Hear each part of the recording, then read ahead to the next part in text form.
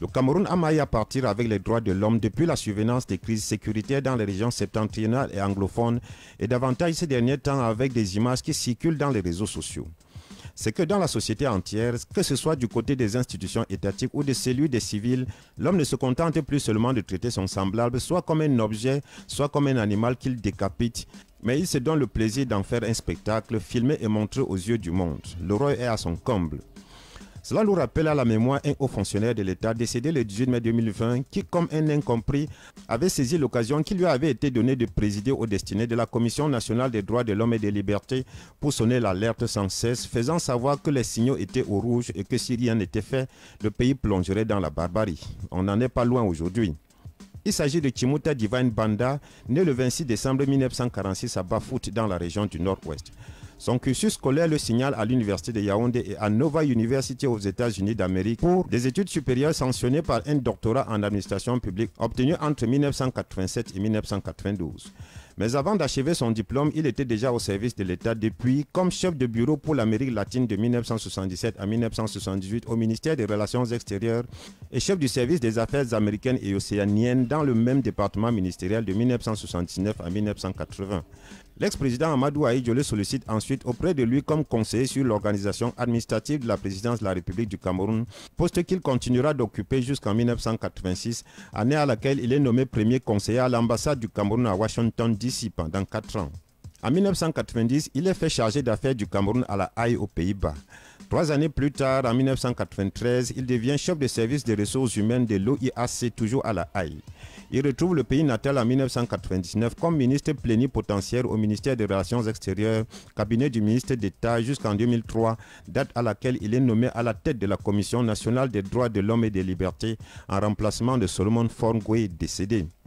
Dès la prise de ses fonctions, ce natif de Bafut prend son travail au sérieux, conscient de par son expérience internationale que le Cameroun n'a pas bonne presse à l'extérieur pour ce qui est du respect des droits de l'homme. Ses faits d'armes sont assez parlants. Il aura été l'un des fonctionnaires qui ne s'embarrassait pas des révérences inutiles envers la hiérarchie et n'a jamais manqué de dire au gouvernement dans toutes ses composantes pas ce qu'il pense mais ce qui est.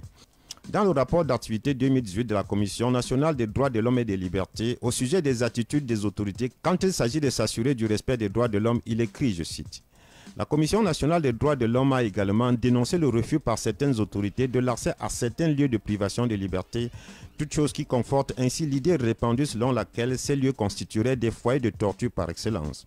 Pour s'en convaincre, il suffit d'évoquer la réponse négative opposée par le commissaire du gouvernement près le tribunal militaire de Yaoundé à l'invitation de visiter les cellules du secrétariat d'État à la Défense le 14 septembre 2017. Il s'agissait à cette occasion des investigations entreprises suite à des allégations de détention abusive de 12 personnes suspectées d'actes de terrorisme dans le cadre de la crise dans les régions du nord-ouest et du sud-ouest et qui auraient passé plus de 6 mois dans les cellules du CED sans le moindre contact avec leur famille ou leurs conseils. En 2018, cette situation semble ne pas avoir beaucoup évolué en dépit de l'audience accordée à l'équipe de la Commission nationale des droits de l'homme et des libertés par le ministre délégué à la présidence chargé de la Défense, M. Betty Assomo, le 16 octobre 2017. Il répondait ainsi à la correspondance à lui adressée le 5 octobre 2017 par le président de la Commission au sujet du refus du commissaire du gouvernement près le tribunal militaire de Yaoundé d'accompagner la délégation de la Commission au CED. Fin de citation. Dans le contexte camerounais caractérisé par le culte du chef, il fallait être Chimuta Divine Banda pour apposer sa signature au bas d'un document qui pointe aussi directement du doigt l'armée camerounaise. Mais l'homme se battait pour le respect du droit de l'homme, pas pour le respect d'un homme. Et les barbaries qui ont cours en ce mois d'août dans les zones anglophones, il avait également attiré l'attention du gouvernement là-dessus dans la conclusion de ce rapport, je cite. L'état des droits de l'homme est globalement préoccupant au cours de l'année sous revue en raison des conséquences sur les droits de l'homme de la persistance des crises sociopolitiques et sécuritaires dans les régions du sud-ouest et du nord-ouest avec les exactions de groupes armés qui tuent, prennent en otage, imposent la fermeture des établissements scolaires, des marchés, des hôpitaux, détruisent les propriétés tant publiques que privées. Fin de citation. Chimuta Divine Banda, par sa rigueur au travail, aura démontré que ce n'est pas parce qu'on est nommé dans un organe étatique par le président de la République que l'on doit chanter ses louanges et fermer les yeux sur les manquements du gouvernement. Et cela n'a pas fait de lui un pestiféré ou un mal-aimé pour autant, comme beaucoup tentent de le faire croire.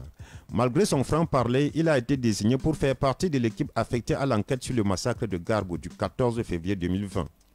Le 14 avril 2020 également, lors d'une sortie médiatique à Yaoundé, il a clairement interpellé le gouvernement sur la situation des prisonniers au Cameroun et les conditions de détention en indiquant qu'il y avait 30 000 personnes dans les prisons sur l'ensemble du territoire et demandait au pouvoir de les décongestionner à la faveur des mesures prises contre la pandémie du coronavirus.